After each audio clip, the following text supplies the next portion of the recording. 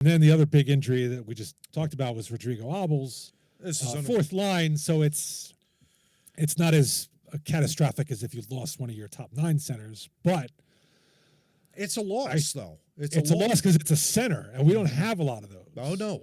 You know, they called up Lane Peterson, who can skate quick, but, you know, I don't know what he's going to provide. That's the one thing about Abols is he's not fast. I mean, he's a steady guy. I would like to see a little bit more speed on that fourth line, and Peterson give it, but I haven't seen Peterson, you know, come in the way Carl Grundstrom did. Yeah, exactly. Right? Like, yeah. No, it's he's tailed off. Yeah, so exactly right. I think you're right though. I mean, the Abols injury is very, very significant to your point with the center line depth. Yeah, I mean, outside of Couturier, I couldn't, and Cates. Those are the only two. You know, then we have Dvorak. and Christian Dvorak. Okay, so there's 3.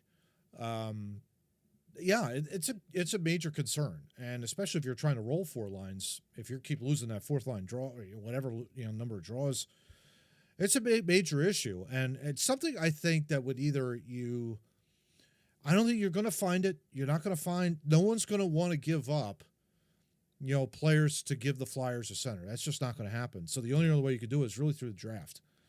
And I think that has to be a need. This season. And that's not going to help this season. I get it. No. But I'm just saying, like, that's something you need to address either in this draft or the next for sure, by God, to be able to fill that line, to be able to fill the, the center line depth up and down the roster. Because, like Couturier, he's getting along in the tooth, too.